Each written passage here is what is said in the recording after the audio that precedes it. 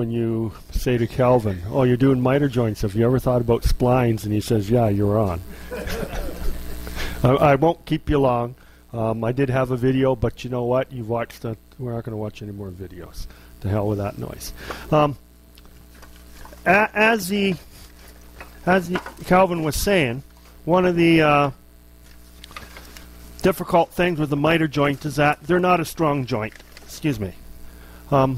Typically, if you were doing a door frame such as this and you're nailing into the wall behind, you're not worried about it. It does have strength. But when you're doing a picture frame or a box, you're right. Well, I got into this a bit. My brother-in-law came to me a couple years ago and said, I don't have any storm windows. Could you make me storm window frames? And he knows I have a bunch of tools in the basement. So we were going to cut a rabbet in the back, and we were going to do a miter joint. And of course, there's doing a storm window, there's not a lot of strength in there. So I didn't go on the internet and look at things, but I figured, you know what, you can do a spline. Now, again, this is just rough. I took some scrap wood, and actually my corners weren't too bad because I took a lot of time to set my saw up when I first got it. And I did it in two different ways. And one way, once I cut the miters, I simply used the saw blade to make a kerf in the side. So I ran this up against my fence and ran it through, and it cut a kerf. And I did that in each corner, and then I simply, you can see, I simply used a key, piece of wood, put it in there and glued, and it's not going anywhere. This is simply glue and a little piece of wood. And so I said to my brother-in-law, I said, or you could do it this way. Now, I put a key in, I haven't trimmed it off. It stayed rough. This was a little easier to do, to be truthful, just as strong.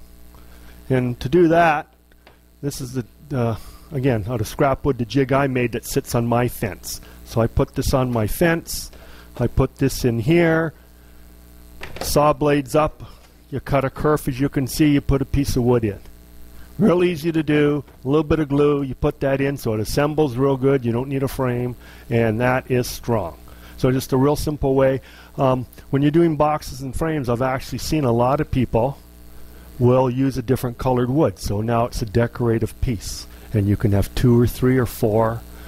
For those of us who don't have fancy pocket jigs and this and that, it's just use your saw, a little bit of wood, but it really makes for, and this is just simply scrap wood, and you can see there's not very much in there, and it's not going anywhere. It's just a little bit of glue, and it's really strong. So my brother-in-law was happy because we managed in the driveway in a couple hours. We made him some window frames and said we just cut some rabbets in the back, and I said to him, probably get some plexi will do good, and then you've got your windows in the wintertime, and in the summer you can put your screens on. But that's an easy and quick way to make yourself rig up some splines. I've also seen, instead of, if you don't want to use this on your fence or your fence doesn't work, you can have a box that sits on the bed, or a sled that sits on the bed of your saw. It would butt up against your fence and it would do the same thing, and probably a little more flexible. This was basically built so I could do specifically a thin frame. But if you had a box, you could do thicker wood if you were doing boxes as opposed to frames. But something quick and easy to do. A lot of people have table saws, so you can resaw a nice dark piece of wood if the frame was white or vice versa, and add that decorative piece.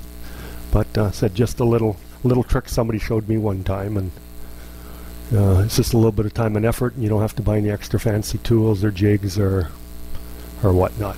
The funny thing is, I was watching a TV show on Saturday on woodworking, and the fellow, guess what he was doing?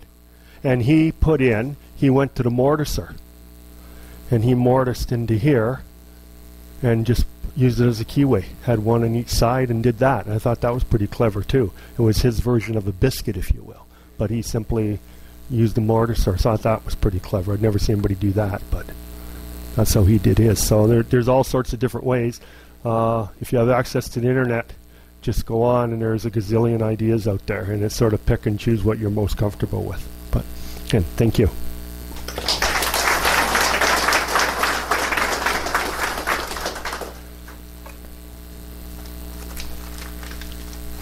So, there's miter joints. Thank you. Just stay there, maybe a question.